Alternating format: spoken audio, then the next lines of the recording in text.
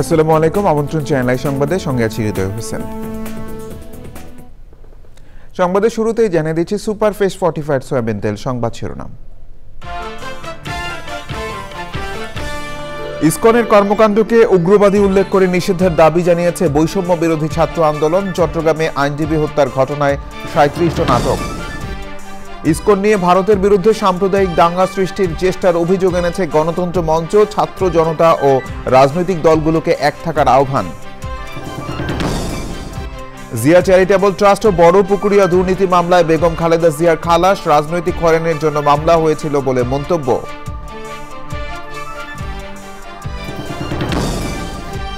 এবং গুণী প্রযোজক হাবিবুর রহমান খানের 81তম জন্মদিন নানা আয়োজনে উদযাপন। চ্যানেল আইতে লাল গালিচা সংবর্ধনা।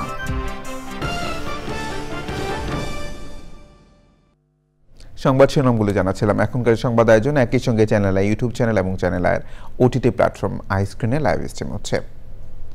বৈষম্য বিরোধী ছাত্র আন্দোলনের অন্যতম সমন্বয়ক হাসনাত আব্দুল্লাহ ও সাজ্জিস আলম বলেছেন, ইসকনের উগ্রবাদী কর্মকাণ্ড দেশের মানুষ মেনে নেবে না। ইসকন নিষিদ্ধেরও দাবি জানিয়েছেন তারা। গতকাল চট্টগ্রামে চিন্ময় কৃষ্ণ দাস ব্রহ্মচারীকে আদালত থেকে কারাগারে নেওয়ার সময় সহিংসতায় নিহত অ্যাডভোকেট সাইফুল ইসলাম আলিফের নামাজে জানাজায় অংশ নিয়ে তারা একথা বলেন। হত্যাকাণ্ডে জড়িত সন্দেহে 37 জনকে আটক করেছে পুলিশ। শহীদুল্লাহ রাজুর রিপোর্ট। সকাল 10:30টার দিকে চট্টগ্রাম আদালত চত্বরে ইসকন সমর্থকদের সাথে সংঘর্ষে নিহত অ্যাডভোকেট সাইফুল ইসলাম আলিফের প্রথম নামাজে জানাজা অনুষ্ঠিত হয়েছে। এতে আইনজীবী সহ বিভিন্ন শ্রেণী পেশার মানুষ অংশ নেন। পরে নগরের জমিয়তুল ফালাহ মসজিদ মাঠে দ্বিতীয় জানাজা হয়।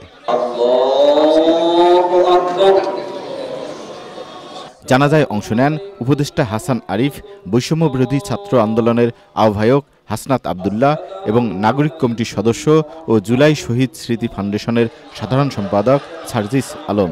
যেকোনো প্রচেষ্টা এই বিপ্লবকে, এই গণঅভ্যুত্থানকে ব্যর্থ করার জন্য যেই করে থাকুক, যে অবদান করে থাকুক, সেগুলো আমরা প্রতিহত করব। যারা দুষ্কৃতকারী, সে যেই হোক, যেখানকারই হোক, যে পরিসরই হোক, আইনের ঊর্ধ্বে কেউ না।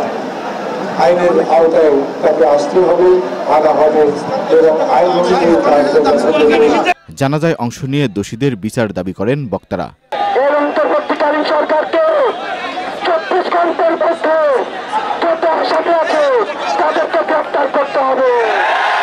আমরা অনতিবিলম্বে সাইফুল ইসলাম আলিফের হত্যাকারীদের গ্রেপ্তার দাবি করছি, ইসকনের কাজকর্ম নিষিদ্ধ দাবি করছি, আর যাতে করে হিন্দু ধর্মের নাম দিয়ে কেউ সমাবেশ করতে না পারে সেই জন্য পুলিশ প্রশাসন, বিজেপি, সেনাবাহিনীকে পদক্ষেপ নেবার অনুরোধ করছি। অ্যাডভোকেট সাইফুল ইসলামকে কুপিয়ে হত্যার অভিযোগে ইসকন সমর্থকদের আসামি করে কোতোয়ালি থানায় সকালে হত্যা মামলা হয়েছে। হত্যার প্রতিবাদ ও বিচার দাবিতে চট্টগ্রামের আইনজীবীরা আদালত বর্জন কর্মসূচি পালন করছেন।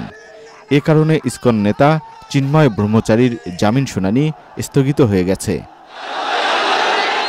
Shahidullah Raju, channel I, Dhaka.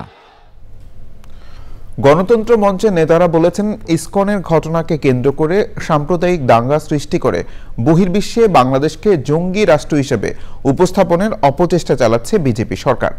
ভারতের এই অপচেষ্টাকে রুখে ছাত্র জনতা ও রাজনৈতিক দলগুলোকে ঐক্যবদ্ধ থাকার আহ্বান জানান তারা। উদ্ভূত পরিস্থিতি সামাল দিতে সরকারকে পরবর্তী আলোচনার মাধ্যমে পদক্ষেপ নিতে পরামর্শ তাদের। লাইলা নওশিরের রিপোর্ট। ইসকন নেতা চিন্ময় কৃষ্ণ ব্রহ্মচারীকে গ্রেপ্তারের পর চট্টগ্রামে আইনজীবী সাইফুল ইসলামকে যেভাবে হত্যা করা হয়েছে সে ঘটনার নিন্দা ও সমসাময়িক বিভিন্ন ইস্যুতে গণতন্ত্র মঞ্চের সংবাদ সম্মেলন এখন পর্যন্ত নিয়ন্ত্রণে রাখতে পেরেছে। সংগঠনটি জানায়, বাংলাদেশে সাম্প্রদায়িক সহিংসতা সৃষ্টির অপচেষ্টা চলছে। বিদেশি মিডিয়ায় বাংলাদেশ নিয়ে ভুল বার্তাও ছড়ানো হচ্ছে বলে অভিযোগ তাদের। পাশের দেশ ভারত এবং আন্তর্জাতিকভাবেও কিছু কিছু শক্তি তারা বাংলাদেশকে এই গণঅভ্যুত্থানের পরে বাংলাদেশকে একটা জঙ্গি রাষ্ট্রের একটা তকমা দেবার জন্য এক ধরনের পরিকল্পিত প্রপাগান্ডা, সেটা আমরা লক্ষ্য করে আসছি। এসব ঘটনার দায় সরকার এড়াতে পারে না উল্লেখ করে গণতন্ত্র মঞ্চের নেতারা জানান, প্রশাসনিকভাবে এই পরিস্থিতি সামাল দেওয়া কঠিন। তাই সব রাজনৈতিক দলের সাথে আলোচনা করে সরকারকে পরবর্তী পদক্ষেপ নিতে হবে। সরকারকে বলবো চোখ কান খোলা রাখতে হবে। সরকার ঘটনা ঘটবার পরে কাজ করবেন সেরকম না। আমরা সরকারকে এই বিষয়গুলোতে প্রোঅ্যাক্টিভ দেখতে চাই। এখানে একটা উস্কানি দেওয়ার চেষ্টা করা হচ্ছে যাতে করে এখানে হিন্দু সম্প্রদায়ের উপর হামলা হয় এবং সেই হামলাগুলোকে আজকে বাংলাদেশের একটা বাস্তবতা হিসেবে সারা দুনিয়াতে দেখানো যায় এবং এই সরকারকে এবং এই অভ্যুত্থানকে কালিমালিপ্ত করা যায়। গণঅভ্যুত্থানের ঐক্যকে ধরে রেখে সব ষড়যন্ত্র রুখে দিতে সরকারকে আরও কঠোর হওয়ার আহ্বান গণতন্ত্র মঞ্চের। Laila Nowshin, Channel I, Dhaka. ইসকনের ঘটনাটি অনাকাঙ্ক্ষিত ও দুর্ভাগ্যজনক বলে হাইকোর্টকে জানিয়েছেন অ্যাটর্নি জেনারেল মোহাম্মদ আসাদুজ্জামান। তিনি বলেন, এই ঘটনাটি ফৌজদারি অপরাধ, এই কারণে আইনগত ব্যবস্থা নেবে সরকার। তবে ইসকন নিষিদ্ধ করা হবে কিনা ও নিবন্ধন আছে কিনা এসব সরকারের নীতিগত সিদ্ধান্তের বিষয়। এর আগে একজন আইনজীবী ইসকন নিষিদ্ধ করা এবং যে কোনো অপ্রীতিকর পরিস্থিতি এড়াতে চট্টগ্রাম ও রংপুরে জরুরি অবস্থা জারির নির্দেশনা চেয়ে হাইকোর্টে আবেদন করলে শুনানিতে এই কথা বলেন রাষ্ট্রের প্রধান কর্মকর্তা। আইনজীবী মনিরুজ্জামান ও গণমাধ্যমের রিপোর্ট তুলে ধরে বিচারপতি ফারহা মাহবুব ও দেবাশিস রায়চৌধুরীর বেঞ্চে আদেশ প্রার্থনা করেন। বিষয়টি স্পর্শকাতর হয় অ্যাটর্নি জেনারেলকে ডেকে পাঠান আদালত। পরে ইসকন ও সাম্প্রতিক ইস্যুতে সরকারের পদক্ষেপ আগামীকালের মধ্যে জানাতে বলেছেন হাইকোর্ট। ইসকনের ইস্যুটা যেটা, এটা দুর্ভাগ্যজনক। যে আইনজীবী এটা এনেছেন তার হৃদয়ে যে রক্তক্ষরণ হচ্ছে, এই রক্তক্ষরণ বাংলাদেশের 18 কোটি মানুষের হৃদয়ে হচ্ছে। এটা অনাকাঙ্ক্ষিত ঘটনা। এই ঘটনা একটি ক্রিমিনাল অফেন্স। সরকার গুরুত্ব সহকারে এই ঘটনাটিকে দেখছেন এবং এইটার যথাযথ আইনি পদক্ষেপ সরকার নেবেন। এই সংগঠন রেজিস্টার্ড কিনা, এই সংগঠন নিষিদ্ধ হবে কিনা, এই সংগঠনের বিরুদ্ধে কি কি ব্যবস্থা নেওয়া হবে, এই সংগঠনের অস্তিত্ব কি, এই সবগুলো বিষয় সরকারের পলিসি ডিসিশন এবং সরকার এটা খোঁজখবর নিয়ে যথাযথ আইনিভাবে এটাকে দেখবেন। সব কিছু আদালতের সামনে এসে সুমোটো নিষিদ্ধ করতে হবে এই প্রক্রিয়ার সাথে। জিয়া চ্যারিটেবল ট্রাস্ট দুর্নীতি মামলায় বিএনপি চেয়ারপারসন বেগম খালেদা জিয়ার সাজা বাতিল করে তাকে খালাস দিয়েছেন হাইকোর্ট। বিচারপতি এ.কে.এম. আসাদুজ্জামান ও বিচারপতি সৈয়দ এনায়েত হোসেনের বেঞ্চ এই আদেশ দেন। মামলায় বিচারিক আদালতের রায়ের ঘটনাগত ও আইনগত অসঙ্গতি আছে বলে আদালতকে বলেন আইনজীবীরা। জিয়া চ্যারিটেবল ট্রাস্ট মামলায় 2018 সালের 29 অক্টোবর খালেদা জিয়াকে 7 বছরের কারাদণ্ডাদেশ ও 10 লাখ টাকা অর্থদণ্ডাদেশ দেন বিচারিক আদালত। রায়ের বিরুদ্ধে একই বছরের 18 নভেম্বর হাইকোর্টে আপিল করেন খালেদা জিয়া। হাইকোর্টের একটি দ্বৈত বেঞ্চ বিচারিক আদালতের দেওয়া অর্থদণ্ডের আদেশ স্থগিত করেন। 5 আগস্ট আওয়ামী লীগ সরকারের পতনের পরদিন জিয়া চ্যারিটেবল ট্রাস্ট ও জিয়া অরফানেজ ট্রাস্ট মামলায় দণ্ড মওকুফ করে খালেদা জিয়াকে মুক্তি দেওয়া হয়। এছাড়া বড়পুকুরিয়া কয়লা খনি দুর্নীতি মামলায় বেগম খালেদা জিয়া, সাবেক স্বাস্থ্যমন্ত্রী ডক্টর খন্দকার মোশাররফ হোসেন ও সাবেক স্বরাষ্ট্রমন্ত্রী আলতাফ হোসেন চৌধুরীকে অব্যাহতি দিয়েছেন নিম্ন আদালত। আসামি অন্য 4 জনের বিরুদ্ধে বিচার শুরুর নির্দেশ দেওয়া হয়েছে। আমরা আর্গুমেন্টে আমাদের বলেছি যে এই সম্বন্ধে কোনো এভিডেন্স নাই। এর অর্থই হলো এই মামলাটি রাজনৈতিক উদ্দেশ্য প্রণোদিতভাবে করেছেন। আদালত আমাদেরকে শুনেছেন। দুদকের পক্ষ থেকে আইনজীবী খুব ভেহেমেন্টলি অপোজ করেছেন এবং তাকে যথেষ্ট সুযোগ দেওয়া হয়েছে। তারপরেও আদালত বলেছেন যে আপিলটি আমি লাইন বাই লাইন আমি এভিডেন্সগুলো পড়ে দেখেছি এবং আপনারা যে সাবমিশন দিয়েছেন এই সাবমিশনের আইনগত ভিত্তি রয়েছে, সেই জন্য আমি আপিলটি মঞ্জুর করলাম, অর্থাৎ অ্যালাউ করলাম। দেশনেত্রী বেগম খালেদা জিয়াকে যখন পরীক্ষা করা হয়, আইনি ভাষায় যেটা বলা হয় 342 যখন দেন, তখন তিনি বলেছিলেন এই মামলায় আমি নির্দোষ। অনেক বড় একটা লিখিত তিনি বক্তব্য দিয়েছিলেন এবং তাও বলেছিলেন যে আল্লাহর পরে বিচারকের স্থান। আজকে যদি আমার উপরও বিচার করা হয়, যারাও বিচার করবে তারাও একদিন বিচারের মুখোমুখি হবে। সাম্প্রতিক সময়ে ধর্মীয় উন্মাদনা ও গণমাধ্যমে হামলা সহ বিভিন্ন ঘটনায় উদ্বেগ প্রকাশ করে বিএনপি মহাসচিব মির্জা ফখরুল ইসলাম আলমগীর বলেছেন, এমন বাংলাদেশ তিনি চান না। জাতীয় প্রেসক্লাবে শহীদ ডাক্তার মিলনের স্মরণসভায় তিনি আরো বলেন, বিভেদহীন গণতান্ত্রিক বাংলাদেশের জন্য সবাইকে ঐক্যবদ্ধ থাকতে হবে। বলেছেন, নিজেকে দেশপ্রেমিক মনে করে এমন কেউ কেউ বক্তব্যের মাধ্যমে উস্কানি দিচ্ছে। বলেছেন, উদার গণতন্ত্রের জন্য বিএনপি লড়াই করেছে, সেই লড়াই চালিয়ে যাবে।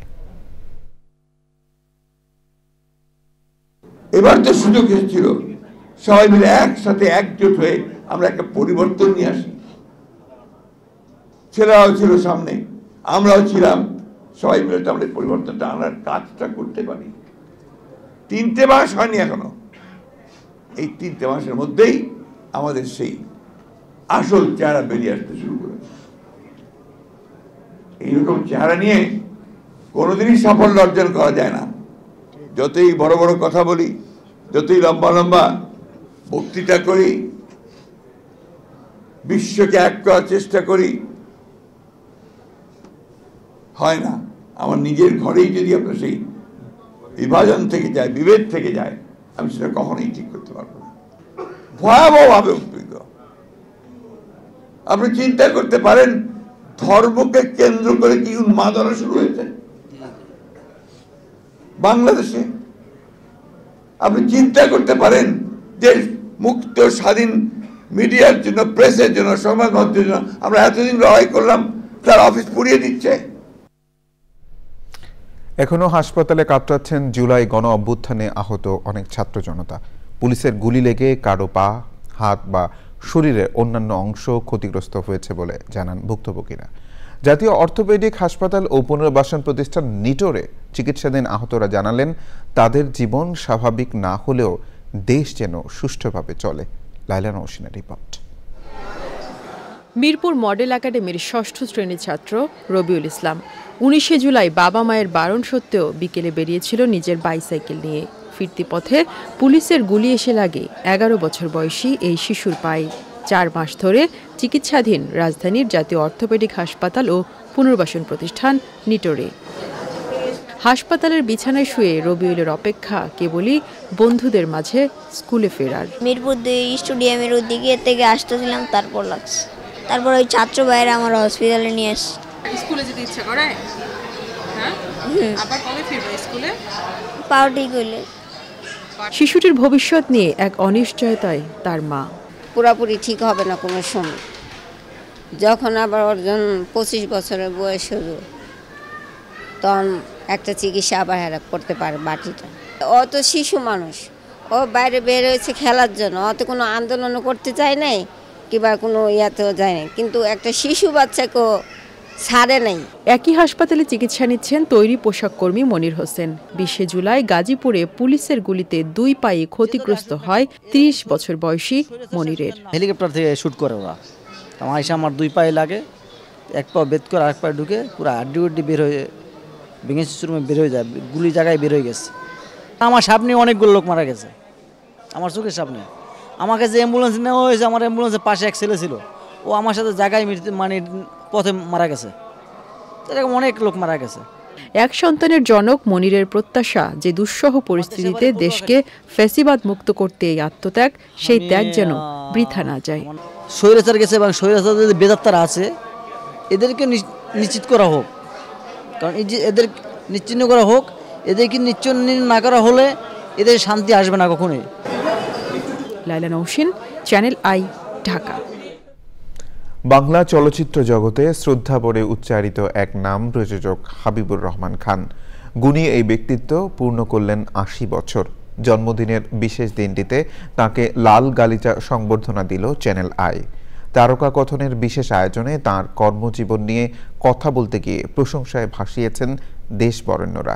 একই সাথে তাকে ঘিরে প্রকাশিত হলো আনন্দ আলোর বিশেষ সংখ্যাও। সুলতান হিমুর রিপোর্ট। সৃজনশীল প্রযোজনায় বাংলা চলচ্চিত্রে উজ্জ্বল এক নক্ষত্রের নাম হাবিবুর রহমান খান। ১৯৭২ সালে বিশিষ্ট নির্মাতা ঋত্বিক কুমার ঘটকের তিতাস একটি নদীর নাম ছবির প্রযোজনার মাধ্যমে চলচ্চিত্রে আত্মপ্রকাশ করেন গুণী এই ব্যক্তিত্ব। এরপর একে একে তিনি প্রযোজনা করেন পদ্মা নদীর মাঝি, হঠাৎ বৃষ্টি, মনের মানুষ, শঙ্খচিল সহ সাহিত্য নির্ভর বা শিল্পশোভন চলচ্চিত্র। সেই মানুষটি আজ পূর্ণ করলেন ৮০ বছর। হাবিবুর রহমান খানের জন্মদিনটি বিশেষ আয়োজনে উদযাপন করল চ্যানেল আই পরিবার। সকালে চ্যানেল আই কার্যালয়ে লাল গালিচা সংবর্ধনায় তাকে সম্মানিত করেন বিশিষ্টজনেরা। অনুষ্ঠিত হয় তারকা কথনের বিশেষ আয়োজন। জীবনের শেষ দিন পর্যন্ত চলচ্চিত্রকে ভালোবেসে কাটানোর কথা বলেন হাবিবুর রহমান খান। আজকে ৮০ বছরে এসে এই নিজের জীবন এইভাবে যাপন করে এখন মনে হচ্ছে কতটা খারাপ করেছি, কতটা ভালো করেছি সেটা জানি না, কিন্তু একটা জিনিস জানি, এই পর্যন্ত আমার টার্মসে আমি চলে আসছি। তো সিনেমা করতে কিন্তু টার্মসে গেছিলাম, কারণ একজন লোককে ভালোবেসেছিলাম, তার আদর্শকে ভালোবেসেছিলাম, সে হলো ঋত্বিক ঘটক। সে তার সিনেমার বিষয়বস্তুর মধ্যে ম্যাক্সিমামই দেশভাগ, বিশেষ করে বাংলা ভাগ, এটা উনি মানতে পারেন না। আমিও আমার নিজের অজান্তে ওই স্কুলেই আমি চলে গেছিলাম। বিশেষ এই আয়োজনে গল্প আড্ডায় হাবিবুর রহমানের জীবনের গল্প বলেন দেশবরেণ্যরা। অভিনয় তো আছে, অভিনয় তো শেষ হয়ে যায় সকাল 7টায়। গৌতম ঘোষ 5টার সময় কল দেয় এবং 7টার সময় বলে যে জানে ওরা হয়ে গেছে, আজকে 4 দিন, বিকেলের দিকে দেখা যাবে আবার একটু শুট করা যায় কিনা। সারাদিন অখণ্ড অবসরে, অখণ্ড আড্ডায় আমরা মেতে উঠতাম। আমার জীবনের প্রথম ছায়াছবি, আমি জানি না হাবিব যদি সেখানে আমাদের না নিতেন আমি জীবনে কোনোদিন সিনেমায় ঢুকতাম কিনা আমি জানি না। আমাকে হাবিব এনেছে ফিল্মে। আমি তখন ঠাকুরগাঁর ইঞ্জিনিয়ার, তখন হাবিব হঠাৎ একদিন ফোন করলো যে তিতাস কৃষ্ণ বলাবো ঋত্বিক ঘটকের দিকে তুমি চলে আসো, তুমি তার সহকারী পরিচালক। এই যে সিনেমার যে বিজনেস ডিস্ট্রিবিউশন, এটা তো অনেক জটিল প্রক্রিয়া। তো ওনার মতো একজন মুরব্বী বলবো আমি আর কি, যে খুবই শক্ত হাতে মনপুরাটাকে উনি ডিস্ট্রিবিউশন করেছেন। বাবার সাথে আমাদের এই সিনেমার যে এক্সপোজারটা হয়েছে, যার জন্য আমাদের এখনও আমরা বিভিন্ন রকমের সিনেমা, শর্ট ফিল্ম এগুলো দেখি এবং কোনো এক জায়গায় মনে হয় আমাদের একটা টান এখনো আছে সিনেমার প্রতি। একই সাথে আজকের দিনটিতে হাবিবুর রহমানের দীর্ঘ কর্মজীবন নিয়ে প্রকাশ করা হয় বিনোদন ম্যাগাজিন আনন্দ আলোর বিশেষ সংখ্যাও। Sultana Himu, channel I, Dhaka. Bangladesh West Indies test series 2024।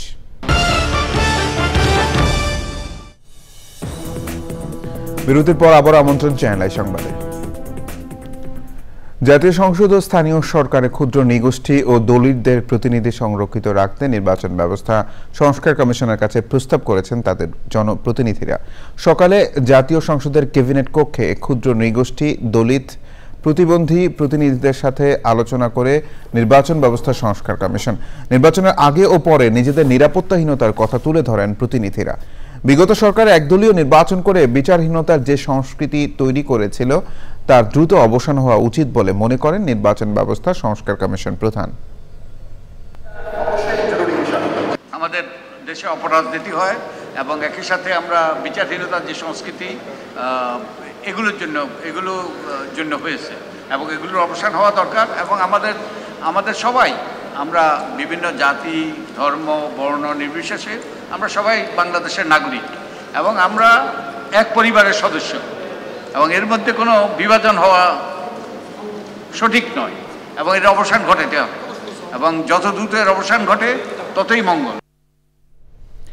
ইলিশ আহরণ বাড়লেও দাম কমেনি বলে দুঃখ প্রকাশ করেছেন মৎস্য ও প্রাণী সম্পদ উপদেষ্টা ফরিদা আক্তার। অন্তর্বর্তী সরকারের 100 দিনের কার্যক্রম নিয়ে সংবাদ সম্মেলনে উপদেষ্টা বলেন, ঢাকায় ডিমের দাম স্বাভাবিক নয়, হাতবদল বেশি হয় এই দাম। রমজানের সময় ডিমের দাম স্বাভাবিক রাখতে খামারি থেকে সরাসরি বাজারে বিক্রির উদ্যোগ নেওয়া হয়েছে বলেও জানান তিনি।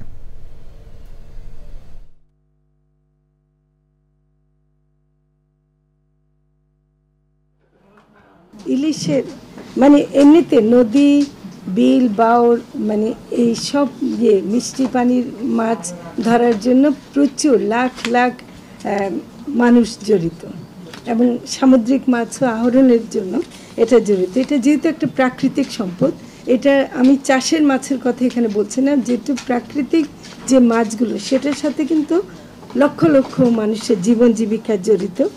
এবং আমাদের কিন্তু দুইটা দায়িত্ব, একটা হলো যে সরাসরি মানে ওই খাদ্য উৎপাদনটাকে বাড়ানো, আরেকটা হলো যারা এর পিছনে আছে তাদেরকেও রক্ষা করা।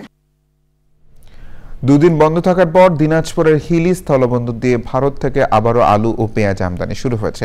23 ও 24 নভেম্বর হিলি বন্দর দিয়ে ভারত থেকে 164 ট্রাক আলু আমদানি হয়। তবে ভারতের বাজারে আলুর দাম বেড়ে যাওয়ায় এবং সার্ভার জটিলতায় আলু আমদানি দুদিন বন্ধ ছিল। এতে দেশের বাজারে বেড়ে যায় আলুর দাম। মঙ্গলবার দুদেশের আমদানি রপ্তানিকারক এবং সিএন্ডএফ এজেন্টরা এ নিয়ে জরুরি বৈঠক করেন। দুপুর থেকে আবারও হিলি স্থলবন্দর দিয়ে আলু ও পেঁয়াজ আমদানি শুরু হওয়ায় দেশে আলু ও পেঁয়াজের দাম স্বাভাবিক অবস্থায় ফিরে আসবে বলে আশা করছেন বিশেষজ্ঞরা। নিটোল টাটা, কৃষি সংবাদ।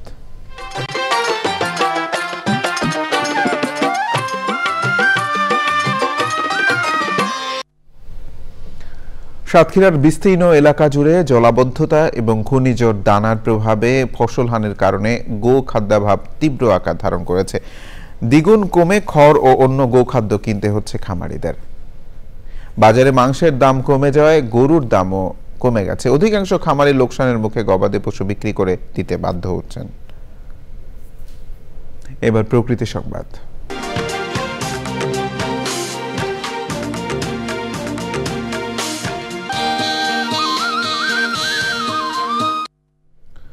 পানি নিষ্কাশনের পথ বন্ধ করে স্থাপনা নির্মাণ করায় বৃষ্টি হলে ভয়াবহ জলাবদ্ধতায় পড়েন সিরাজগঞ্জের কামারখন্দ উপজেলার 10 শিকা গ্রামের বাসিন্দারা। এতে স্বাভাবিক জীবনযাত্রা যেমন ব্যাহত হচ্ছে, তেমনি সংকটে পড়েছে খাদ্য উৎপাদনও। সমস্যা সমাধানে অভিযুক্তদের বিরুদ্ধে কঠোর আইনি ব্যবস্থা নেওয়ার কথা বলেছে উপজেলা প্রশাসন।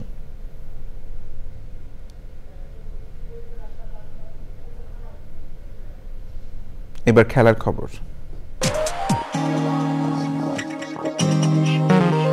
এই মুহূর্তে আয়ারল্যান্ডের সংগ্রহ 2 উইকেটে 48 রান। সংবাদ শেষ করব সবশেষে সুপারফেস ফর্টিফাইড সয়াবিন তেল। সংবাদ শিরোনামগুলো জানিয়ে দিচ্ছি আরো একবার। ইসকনের কর্মকাণ্ডকে উগ্রবাদী উল্লেখ করে নিষেধের দাবি জানিয়েছে বৈষম্য বিরোধী ছাত্র আন্দোলন। চট্টগ্রামে আইনজীবী হত্যার ঘটনায় 37 জন আটক।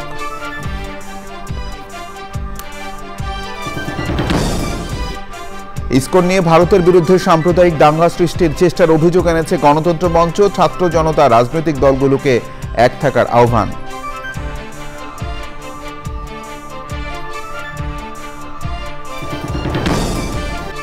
জিয়া চ্যারিটেবল ট্রাস্ট ও বড় পুকুরিয়া মামলায় খালেদা জিয়া খালাস। রাজনৈতিক হয়রানির জন্য মামলা বলে আইনজীবীর মন্তব্য।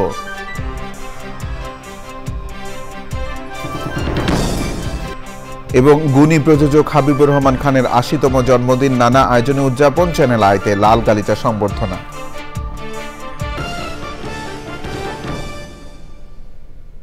এই ছিল সংবাদ আয়োজন। ধন্যবাদ সবাইকে।